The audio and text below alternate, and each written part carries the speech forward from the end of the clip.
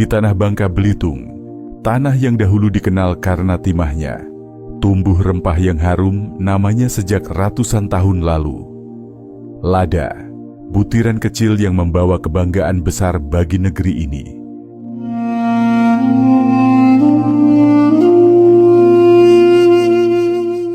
Dari tanah ini lahir rasa, kerja keras, dan warisan yang terus dijaga. Segalanya dimulai dari tanah. Petani menanam bibit lada dengan kesabaran, menegakkan tiang panjat yang akan menjadi tempatnya bertumbuh.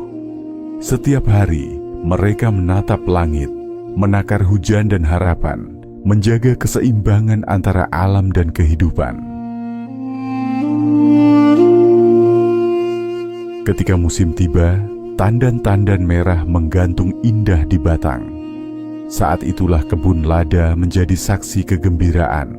Setiap butir yang dipetik adalah hasil dari kesabaran, doa, dan cinta terhadap tanah leluhur. Selepas panen, lada dicuci dengan cara tradisional, direndam dan digosok hingga bersih. Proses sederhana, namun di sanalah tersimpan filosofi bahwa kebersihan dan kesungguhan selalu menjadi awal dari kualitas terbaik. Dari masa ke masa, cara pengeringan lada terus berkembang. Dahulu dijemur di bawah matahari terbuka, kini hadir solar dome. Inovasi ramah lingkungan yang mempercepat proses dan menjaga mutu. Teknologi sederhana yang membawa perubahan besar bagi kesejahteraan petani. Namun perjalanan lada tak selalu mulus. Penyakit kuning, busuk akar, dan busuk batang menjadi tantangan nyata di setiap musim. Tanaman layu perlahan dan semangat pun diuji. Tapi semangat petani Bangka Belitung tak pernah pudar. Dengan ilmu baru dan tekad lama, mereka terus berjuang agar aroma lada tetap mewangi di tanah kelahiran. Sebagian petani kini mencoba menanam harapan dengan cara baru. Membiarkan lada tumbuh berdampingan dengan sawit, jahe, atau serai. Langkah kecil yang lahir dari niat menjaga tanah agar tetap hidup dan mencari keseimbangan antara hasil panen dan alam yang memberi kehidupan. Masih terus dicoba, masih terus disesuaikan. Namun di setiap baris tumpang sari itu tersimpan harapan akan harmoni yang lebih baik di masa depan. Dari kebun sederhana hingga rumah produksi kecil, dari tangan petani hingga ke pasar ekspor. Inilah perjalanan lada Bangka Belitung. Setiap biji adalah kisah perjuangan dan kebanggaan yang menembus batas negeri. Lada Bangka Belitung, kecil bentuknya, besar maknanya. Ia tumbuh bersama doa, kerja keras, dan cinta terhadap tanah ini. Selama harapan masih ditanam, dan tangan petani masih bekerja dengan hati, aroma lada Bangka Belitung akan terus hidup, menebar harum dari bumi serumpun sebalai menuju dunia.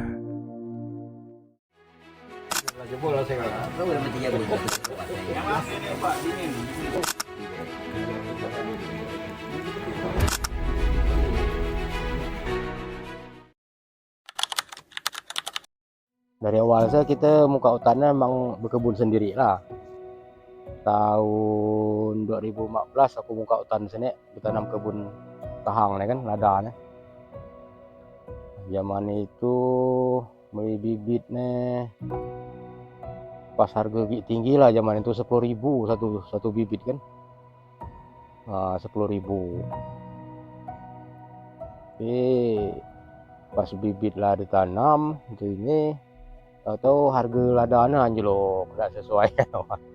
Alasannya ya memang karena dulu hampir rata-rata kita di desa itu nanam sahang. Karena sahang juga ya kita anggap suatu hasil perkebunan yang menjanjikan, karena harganya juga bagus kan. Nah itu, dan juga secara perawatan dan ininya agak ibaratnya mudah. Sejak kita mau nebang junjungan junjungan atau tajar tadi kan. Dan juga pemupukannya tidak terlalu macam sekarang ini. Kok sekarang ini memang agak-agak lumayan rumit karena kita tersentuh dengan kimia. Kalau dulu kimia kan tidak banyak kan. Dari tahun berapa aku lupa itu perkembangan lada tuh tidak pernah dibawa dari 10.000 lagi. Tetap ke atas 40, 50, sampai 70, sampai 100 lebih ribu. Malahan sampai titik tertingginya tahun berapa itu 184.000 per kilo. Itu zaman itu krisis moneter kan tahun 98 ya.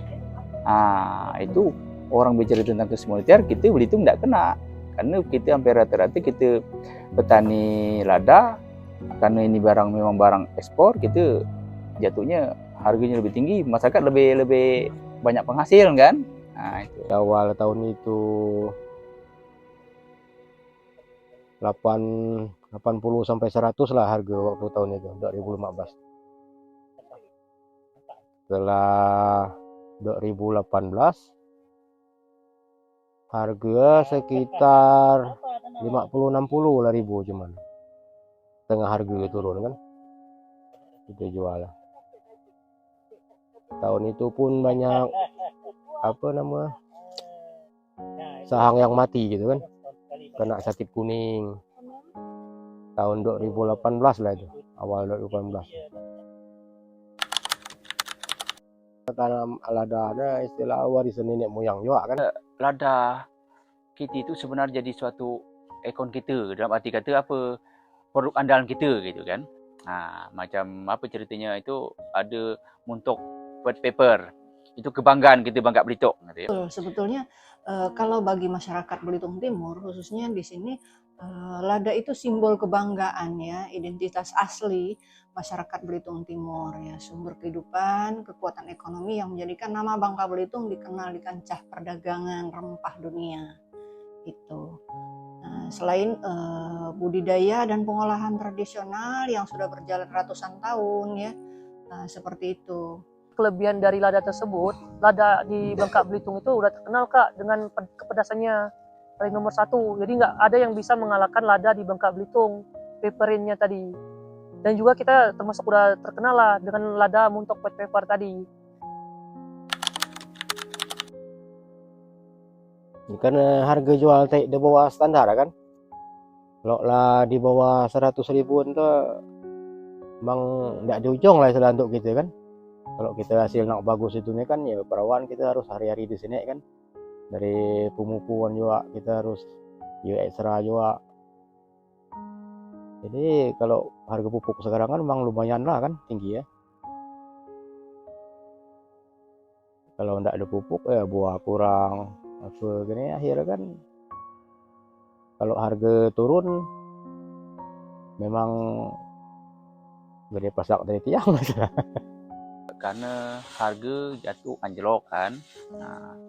Karena kalau kita teruskan ya kita sama saja kerja tidak ada hasil, karena pupuk subsidi tidak ada lagi, otomatis kita lebih banyak biaya kan, karena tidak bisa nutupi untuk kita nanam lada tadi kan. Apalagi kita pakai tenaga kerja. Kalau tenaga kerja kan ya lebih parah lagi, karena kita bayar orang per hari ya minimal 100.000. Kita kalkulasi dengan panen kita ya otomatis tidak nutup. Itu titik terendahnya. Waktu tahun 2017 banjir tuh banyak penyakit ini, pembusukan akar. Karena tergenang air selama berapa minggu itu kan. Ada sekitar 2 minggu tuh tidak kering lah ya. Becek gitu lahannya kan. Jadi busuk akar itu layu, dia kering. Saat itulah kita ngeluh aja lah, susah juga macam ini kan. Kita lah keluar banyak biaya, tahu tidak sesuai harapan kan. Penyakit Iya, Aisyah, penyakit kuning tadi kan, penyakit kuning itu kayaknya belum dapat diobati itu. Jadi habis kan kita biasanya kalau kena penyakit kuning itu kita bongkar, jadi dibakar, dibuang habis itu dibakar. Karena biasanya penyakit kuning itu nular dia, nular ke tanaman lain kan. Kalau ke penyakit ini, kalau dari kita, kalau dari pemerintah pusat seperti yang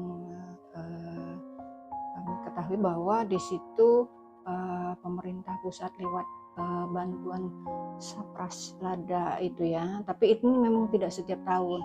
Mereka menyediakan bibit yang lebih tahan terhadap penyakit. Ya, misalnya seperti bibit lada varietas nyelungkup tadi ya. Nah, kalau dari pemerintah kabupaten lewat anggaran APBD 2, nah ini kita punya kegiatan demplot, demonstrasi plot. Di sana kita coba dengan pengaplikasian semacam pupuk, bukan pupuk ya, apa namanya itu, trichoderma, itu jenis jamur pengurai. Nah itu diharapkan dengan adanya pengaplikasian trichoderma ini bisa memperbaiki struktur lahan yang justru bisa mencegah terjadinya penyakit kuning tersebut. Ada. Alhamdulillah dari dia kemari untuk jamur diberi juga obat dari dia kan. Saya noa pesnap lah dicuci coba mari. Alhamdulillah waktu musim kering lah batang waktu itu ada jamur itu angus macam batang itu kan, kayak kurangannya ya hitam, daun-daun tuh kering lah pokoknya. Jadi disemprot pakai itu kan rutin 2 hari 3 hari sekali ini. Kayak kali moto kan kita posting juga untuk ke dinas laporan kan. Nah, alhamdulillah itu hilang jamur itu kan. Tapi bibirnya nggak sekali itu apa insek itu tadi nggak sekali itu keluar, nggak pernah lagi karena dia nggak uji coba kan, karena nggak ada pasaran juga dari dinas itu kan. Jamur untuk uji coba untuk kita, tapi alhamdulillah waktu itu kan hilang lah penyakit jamur itu kan. Alhamdulillah kalau pendampingan dari pemerintah, alhamdulillah dapat, gitulah sering. Alhamdulillah juga memang ya aku rasa memang dalam arti kata lumayan pendampingan dari pemerintah itu. Cuma sekarang ini kan pemerintah itu pendampingan secara teori-teori kan. Kalau secara prakteknya kita otomatis berak sendiri. Nah, inilah jadi kendala tadi itu. Karena kayaknya kalau teori habis kita diberi pemaparan materi, pulang ke rumah udah kelupaan. Tapi kalau kita diberi praktek langsung kerja di lahan, itu bisa jadi suatu ingatan bagi kita. Oh, ternyata untuk hal seperti ini, penanggulangan seperti ini gitu kan. Itu lebih mudah diserap. Karena memang sesuai kataku tadi, ya mungkin tingkat pendidikan kita ini secara pola pikir kan beda gitu kan. Kita nggak cuma kita punya semangat, cuma punya tenaga ibaratnya gitu kan. Kalau pupuk subsidi ini sebenarnya memang penetapan jenis komoditas untuk pupuk subsidi ini bukan dari kita, tapi langsung dari Kementerian Pertanian. Dari Kementerian Pertanian itu mereka menetapkan 10 komoditas untuk yang diakomodir di pupuk subsidi. Nah, salah satunya kalau misalnya untuk tanaman perkebunan itu hanya ada 3 komoditas. Nah, 3 komoditas di sini ada tanaman kopi, kemudian kakao, dan tebu rakyat. Nah, tidak termasuklah di situ tanaman lada. Nah, semoga kedepannya gitu ya, semoga kedepannya harapan kami dengan adanya lada ini sebagai salah satu penyumbang devisa nasional, ya walaupun dia istilahnya itu tanaman lokal di Bangka Belitung, khususnya juga Belitung Timur, semoga juga jadi perhatian khusus juga dari pemerintah sehingga bisa diakomodir juga di situ untuk mendapatkan pupuk subsidi. Harapan kami. Ya memang ini sudah beberapa kali ya ketika ada pertemuan dengan DPD pusat perwakilan Babel, ini juga kita sampaikan bahwa supaya ini dibawa ketika rapat di tingkat kementerian untuk bisa diusulkan masuk gitu ke dalam pupuk subsidi. Tersebut karena kami posisinya ini PT Chan Ekspor, jadi kami memang untuk pembelian lada salah satunya ada beberapa kriteria lah, terutama juga kalau yang mau dapat kriteria tersebut harus masuk kayak member premium price kami bilang. Jadi sistem dari PT Chan itu ada namanya harga dasar, nanti kalau udah terdata baru mereka dapat premium price tersebut. Nah, kelebihan dari premium price itu bisa menambah harga, Kak. Baik itu dari misalnya warna dia putih, namanya 1000. Terus juga kekeringan. Kalau kekeringan dia bagus, kayak ibaratnya keringnya pas, ibaratnya dia mendapatkan 1000 lagi. Kemudian juga dari kekeringan juga kebersihan. Jadi kalau dulu kan orang dari petani lada tersebut memang udah lama sih Kak yang menerapkan seperti itu. Namun setelah iring waktu kan mungkin PT Chan belum ada beli, jadi sistem yang kayak gitu tuh antara ditumpuk dan dibersihkan sama rata dipukul. Cuman sekarang dari PT Chan kan pengen mempertahankan kualitas tersebut. Mungkin kalau dari untuk eksis salah satunya tadi mungkin karena produk sih Kak. Jadi kan ibaratnya ini produk. Nah, jadi kalau produknya cuman ibaratnya nggak ada istilah kita kembangkan lagi, salah satunya mungkin nggak eksis. Nah, kalau sekarang dari PT Chan tuh udah mengembangkan produk itu Kak salah satunya. Jadi produk tersebut sekarang dari PT Chan dari parfum udah buat sekarang. Mungkin belum ada aku bawa hari ini. Mungkin parfum dari lada ada perpaduan antara parfum itu. Nah, dari parfum sekarang PT Chan udah mengembangkan ke arah parfum. Kemudian memang juga dari jual bubuk tuh memang ada. Mungkin kalau mau lihat nanti di Instagram namanya Bukara Kak. Bukara. Jadi memang PT Chan juga mengembangkan produk tersebut. Kemarin PT Chan juga kayak pengen ngembangin ini, kalau nggak salah aku kayak bentuk sabun, bentuk kayak sampo. Jadi lada itu juga orang kan nggak ngelihat lada itu cuma untuk masakan, tapi juga bisa dikembangkan eksisnya tadi bisa ke arah produk yang kayak gitu, parfum salah satunya.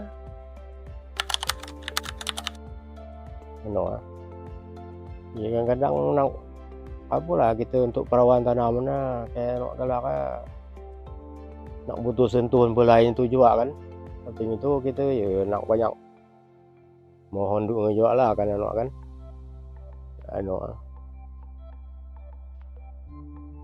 Karena perawan kita kan tanamannya kayak apa kan, nak hasil bagus ya kayak apa kita perawat dia kan.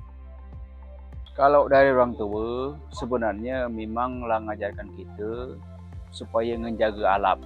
Menjaga alam itu dalam arti kata, jadi kita bertanam ini harus dibuat macam kita ngerawat anak, kata kita kan.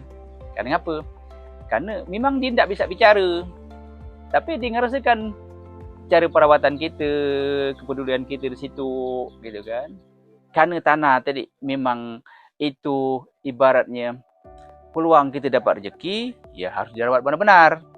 Jadi ada istilah kata dari orang tua dulu, istilahnya kata bijak lah dari mereka untuk tanaman lada itu. Kata bijak dari mereka itu cium tangan bau sahang, cium sahang bau tangan. Artinya perhatian kita itu totalitas untuk tanaman lada, sehingga di situ kita akan berhasil.